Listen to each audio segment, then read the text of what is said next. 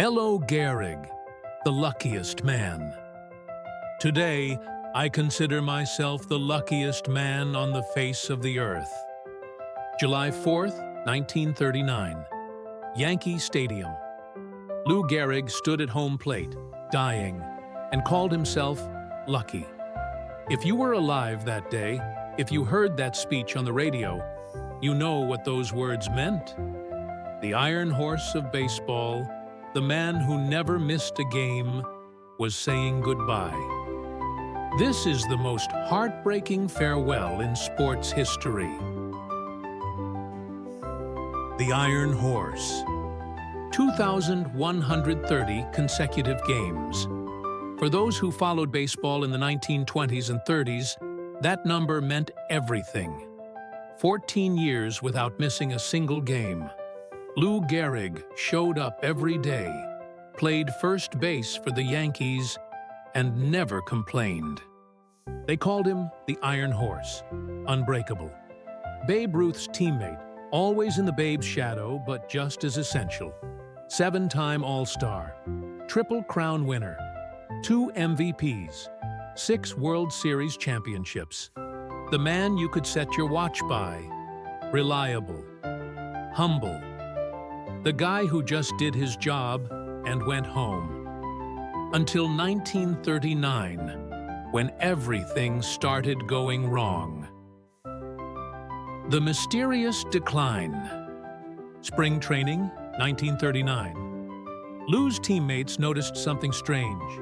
He was slower, clumsy, dropping routine throws. This man, who'd hit .340 for his career, was batting under .150. On May 2nd, 1939, Lou Gehrig benched himself. After 2,130 games, the Iron Horse took himself out of the lineup. He told his manager, "I'm hurting the team."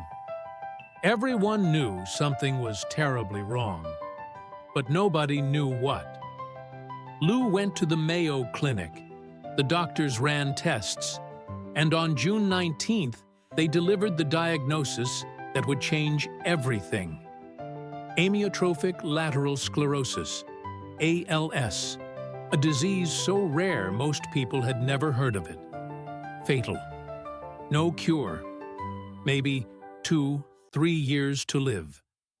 Lou Gehrig was 36 years old, and his body was killing him. July 4th, 1939. Lou Gehrig Appreciation Day. The Yankees declared it between games of a doubleheader. 62,000 fans packed Yankee Stadium. The 1927 Yankees reunited. Babe Ruth came back. Everyone knew this was goodbye. Speeches were made. Gifts presented. The crowd stood and cheered for 10 minutes straight. For the Iron Horse. For Lou. Then it was his turn to speak. He stood at home plate, microphone in front of him. His wife Eleanor in the stands, crying. The stadium fell silent, and Lou Gehrig gave the speech that would echo through history. Fans, for the past 2 weeks, you have been reading about a bad break I got. Yet today, I consider myself the luckiest man on the face of the earth. The luckiest man. Dying at 36, and he called himself lucky. He thanked the fans, his teammates, his manager, his parents, his wife. I may have been given a bad break, but I've got an awful lot to live for. When he finished, Babe Ruth walked over and hugged him. The crowd roared. Many were crying. This man, facing death, had found gratitude. If you remember that day, you know. It wasn't just a baseball moment, it was something bigger. A lesson in grace, in dignity, in facing the end with your head held high. The final days, Lou tried to stay involved, attended games when he could, took a job with the parole commission, But ALS doesn't stop. It doesn't slow down. By 1940, he needed help walking. His speech slurred. The powerful athlete who'd played 2,130 consecutive games could barely move. His wife Eleanor watched him fade, helpless to stop it. On June 2nd, 1941, 2 years after his diagnosis, Lou Gehrig died at his home in the Bronx, 16 days before his 38th birthday. The Iron Horse was gone. Baseball mourned. America mourned. The man who'd shown everyone how to face death with dignity was dead.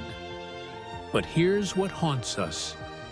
Here's the mystery that remains unsolved 80 years later. The disease with no answers. We still don't know what causes ALS. Lou Gehrig was healthy, powerful, no family history. And suddenly, at 35, his nervous system started destroying itself. Why? ALS attacks nerve cells that control voluntary movement. Walking, talking, swallowing, breathing. All of it gradually fails. The mind stays sharp, trapped in a dying body. 5,000 Americans are diagnosed every year, most between 40 and 70. Lou was younger. Some live 5 years, some 10, some less. Lou had 2. Scientists have theories. Genetics, maybe. Environmental factors. Repeated head trauma. But nothing conclusive. Nothing that explains why it strikes who it strikes. The disease that killed Lou Gehrig still has no cure, no prevention, no clear cause. It's a medical mystery. Random, fatal, unstoppable. Lou Gehrig's disease. That's what everyone calls ALS now. The disease became forever linked to his name. The legacy. Lou's number 4 was the first number ever retired in baseball history. Monument Park at Yankee Stadium has his plaque. The consecutive games record stood for 56 years until Cal Ripken Jr. broke it. But Ripken said the record belonged to Lou. He set the standard. That speech, the luckiest man on the face of the earth. It's been played thousands of times, taught in schools, referenced in movies. It's the gold standard for grace under pressure. And because everyone knows Lou Gehrig's story, everyone knows ALS. In 2014, the Ice Bucket Challenge raised $220 million for ALS research, all because of the Iron Horse. But here's what we can't answer.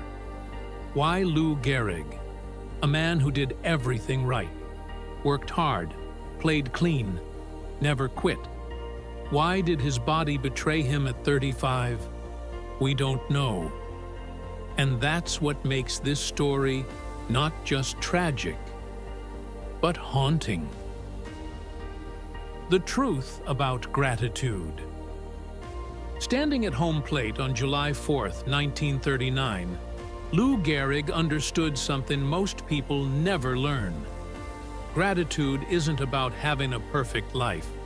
It's about recognizing what you have, even when everything's being taken away.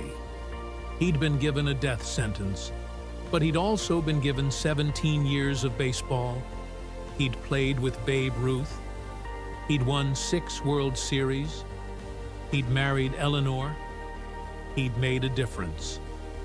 I may have been given a bad break, but I've got an awful lot to live for. That's what we remember.